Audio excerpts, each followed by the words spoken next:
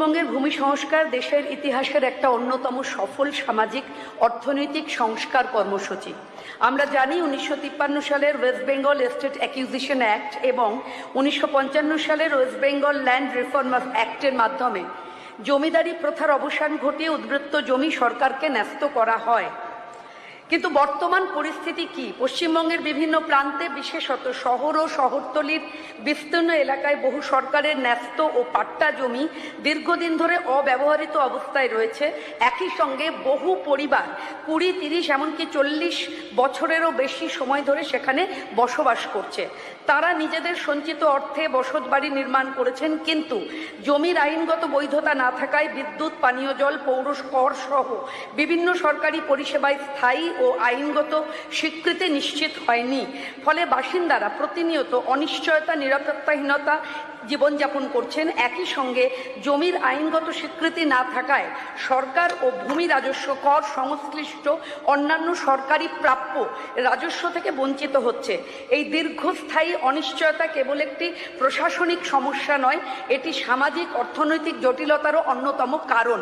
দীর্ঘদিন ধরে জমির এই অনিশ্চয়তা অবস্থাকে কেন্দ্র করে বিভিন্ন সময় সাধারণ মানুষের কাছ থেকে নানাবিধ অভিযোগ উঠে এসেছে।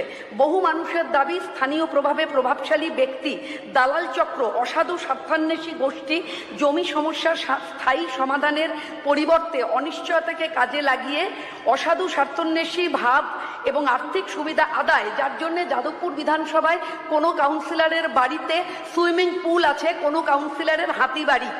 সুতরাং আমরা জানি যে কেন এই উদ্যোগ জরুরি। অব্যবহৃত সরকারি জমি জনস্বার্থে কোনো কার্যকর ভূমিকা পালন করে না, সরকারের জন্যেও কোনো আর্থিক মূল্য সৃষ্টি করে না। তাই অন্যদিকে দীর্ঘদিনের প্রকৃত বসবাসকারী আইনগত স্বীকৃতি না থাকলে সামাজিক অনিশ্চয়তা বৃদ্ধি পায়, ভূমি সংক্রান্ত বিরোধ ও মামলা মোকদ্দমা বাড়ে, প্রশাসনিক জটিলতা বৃদ্ধি পায়, দুর্নীতি ও দালাল চক্রের সুযোগ তৈরি হয়। প্রস্তাবিত নীতিগত উদ্যোগ নিতে পারি: 1. ভূমি শনাক্তকরণ। রাজ্য জুড়ে পর্যায়ক্রমে প্রতিটি বিধানসভা এলাকায় সরকারের ন্যস্ত অবন্টিত জমির ডিজিটাল জরিপ পরিচালনা করা, জিআইএস ম্যাপিং এবং পূর্ণাঙ্গ ল্যান্ড অডিট সম্পন্ন করা, মৌজা ওয়ার্ড ভিত্তিক ডিজিটাল ডাটাবেস তৈরি করা।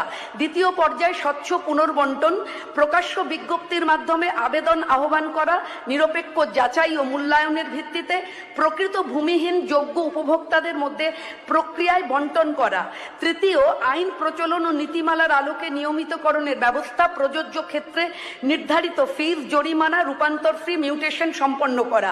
সমস্ত ভূমি তথ্য ডিজিটাল রেকর্ডে সংরক্ষণ করা, জনসাধারণের জন্য তথ্য প্রাপ্তি সহজ করা, প্রযুক্তি নির্ভর জবাবদিহিমূলক স্বচ্ছ ভূমি ব্যবস্থা করা।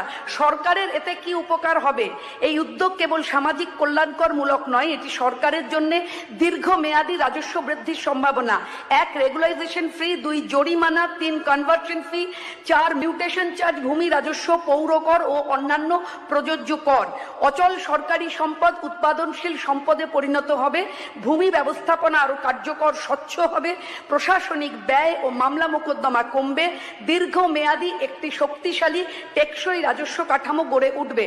মাননীয় অধ্যক্ষ, ভূমি কেবল একটি সম্পদ নয়, এটি মানুষের নিরাপত্তা, মর্যাদা, ভবিষ্যৎ ও আত্মসম্মানের প্রতীক।